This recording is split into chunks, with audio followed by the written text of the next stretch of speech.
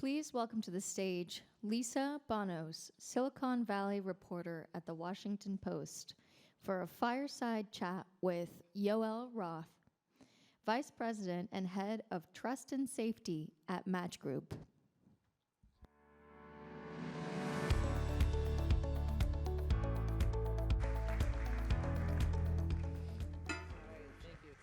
Hi, Yoel. Nice to see you. So many of you here may have heard about humans falling in love with AI companions. Maybe you've heard about people using ChatGPT to figure out a good date idea or how to get out of a sticky personal situation. Today we're going to talk about something related. How AI might get involved before you even match with someone to then later get into a sticky situation with. Yoel, can you start by telling us how AI is involved in online dating these days? Yeah. So at Match Group, our mission is to build apps that are the best and safest way for people to connect in the world. And the process of connecting is actually really hard. When I think back to my own experiences dating a million years ago, I think back on some of the mortifying things that I did, from having a spreadsheet where I did quantitative analysis on my first date to second date conversion rate, to some of the things that I wrote in my online dating profile. And I just reflect back on how unlikely it was that I met the man who's now my husband. Like, how in the world was I successful? And that's not an uncommon problem. And so a lot of what we're thinking about as we are building apps that help people connect is how can we use AI to improve that experience, both to make it safer and more authentic, but then also to maybe round out some of the rough edges that make it more challenging for people to meet each other and express themselves. What was your first to second date conversion rate? Poor. Let's go with south of 10%. And then it probably was not helped by the brief period of time in college when I sent out a net promoter survey to people after I went on a date with them. I was a really, really weird kid. Great. Well, you are a human working in trust and safety for Match, and good news, you have not been replaced by AI yet. I'm curious if you can talk a little bit about how you humans work with AI to keep daters safe, and how these features work. Yeah. When we think about safety in the context of dating, there's a lot of different components to it, both online and off. Obviously, when people connect in the real world, the unexpected can happen, and it can be magical, and then also sometimes it could introduce safety risks. And so we think a lot about that. How do we support people when they're taking that step of meeting face to face? But then in the interactions that people have within our apps, there's every type of trust and safety and content moderation question that comes up when people are meeting and interacting, from abuse and hate speech to scams and fraud and fake accounts. And we're leveraging a combination of people and AI at every step of that journey. Some things like detecting scams and fraud, AI is actually really good at. Turns out there's a lot of behavioral signal out there that can help us identify if an account is fake. And every minute of every day, we're removing more than 50 fake accounts across Tinder, Hinge, and Match Group's portfolio of apps, the overwhelming majority of which is automated. I think of it as the barbarians at the gate problem. If we needed a human to review every one of those 50 accounts per minute, we've already lost. But AI helps us get ahead of that challenge. But then there's some areas that are a little bit more nuanced, right? There's the interactions between people where maybe one person's consensual, safe interaction is another person's, no, I don't want that at all. And in those moments, we really think that human judgment is a critical piece of the puzzle. And so we try to combine the best of what humans can bring to the table, which is nuance, with the best of what AI can bring to the table, which is scale and speed, and use those to form a complementary approach to trust and safety. On a similar note, humans are sometimes using AI in their profiles, right? And it's, dating online is this tricky, intimate thing where you want to be your authentic self, but you don't exactly know who you're dealing with. And you know, all the experts tell me, I used to cover dating and relationships, that it's important to be yourself. And so I'm curious about how AI might be censoring people from being their true unique self, and maybe that's good in some instances, but how are people using AI on dating apps? Yeah.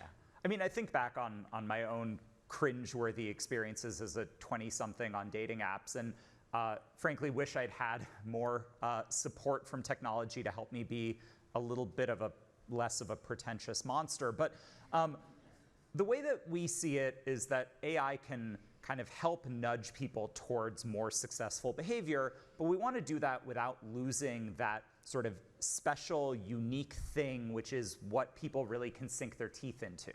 When we think about what makes for a successful connection on dating, it's letting people into your world. It's not saying things like, I like food and movies. It's what food, what movies, what is your place within your family or your friend group? What's something that somebody can really connect with? And so there's a few ways that AI can help that process along. One of the features we've built is called AI Photo Selector, and it helps with, frankly, my least favorite part of the dating process, which is finding a picture of yourself that you don't think is horrifying. And I believe every picture of me is horrifying, and so now I can give AI access to my camera roll, and they can go through it and pick out the photos that are the most likely to be successful.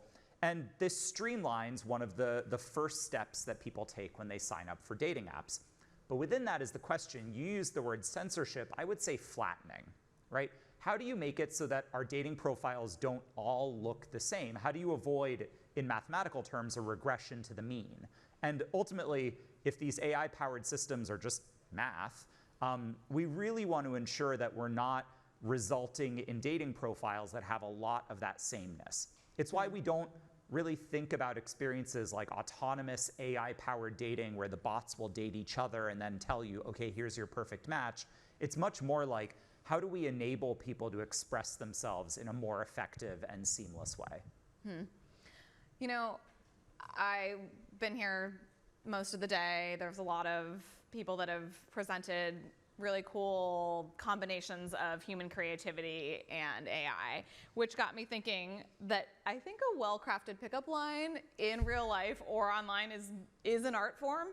And we were chatting backstage about like one of my favorite pickup lines, which I will share with all of you. 2 years ago, I was injured. I was wearing a boot on my foot. I was in a very long line at Trader Joe's. And this voice behind me says, "What happened to you?" And I turn around, I look up, and it's a very tall, strapping EMT.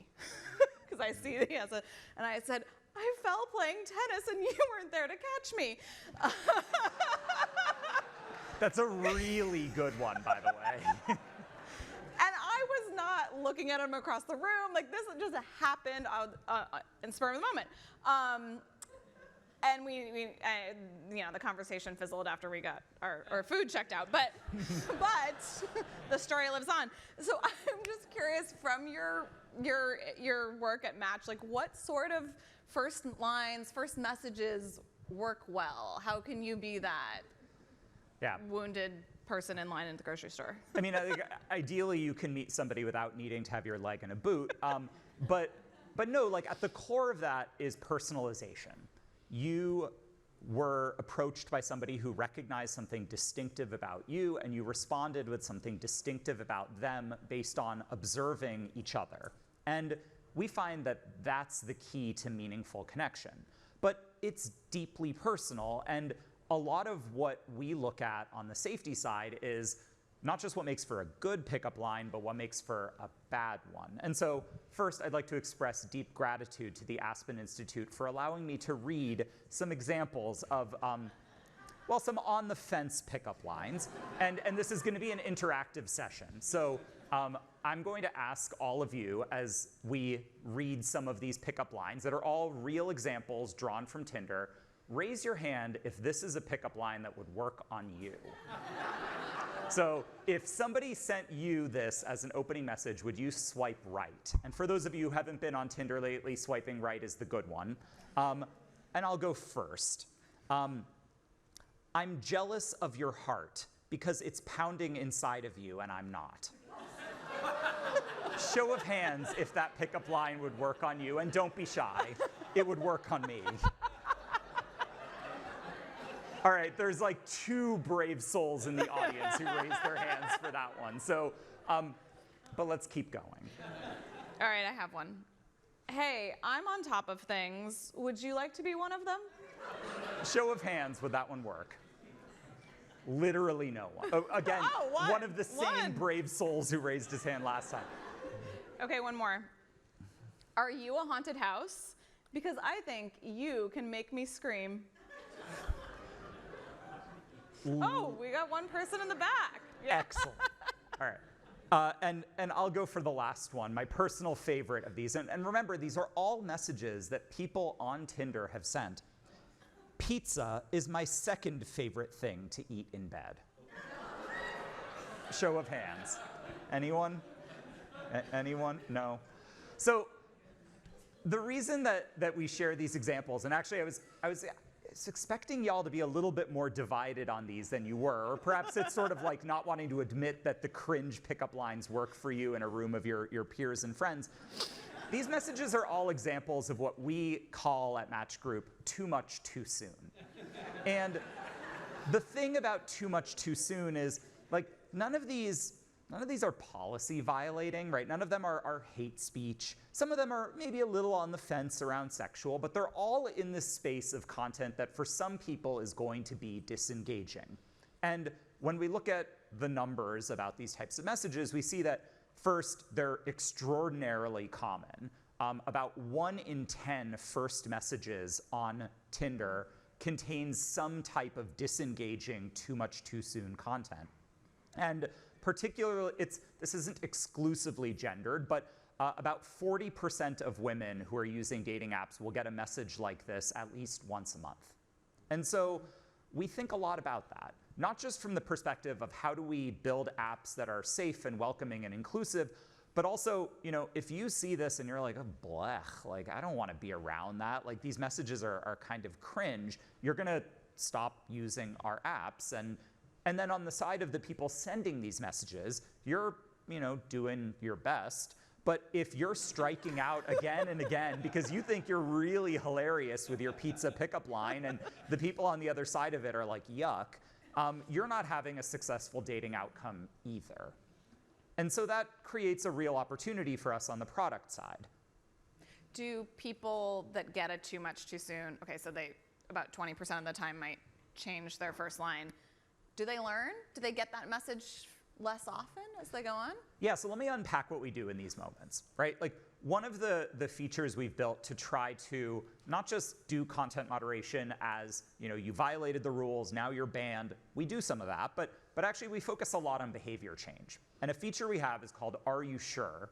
That asks people, are you sure you want to do that? And what we find, as Lisa said, is that about 1 in 5 people who get an Are You Sure prompt when they're composing a message that might be abusive actually change their mind and choose not to send it. I'm a social scientist by training, and so when I see experimental results that are anything more than 1 or 2% behavior change, I'm like, oh my God, this is amazing.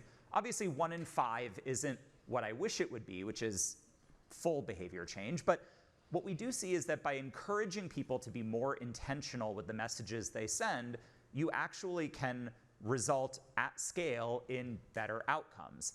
And we send hundreds of millions of these prompts each year and see that in a lot of instances, people shift their behavior and there's long-term effects. If you get one of these prompts, you are less likely to ever get one again.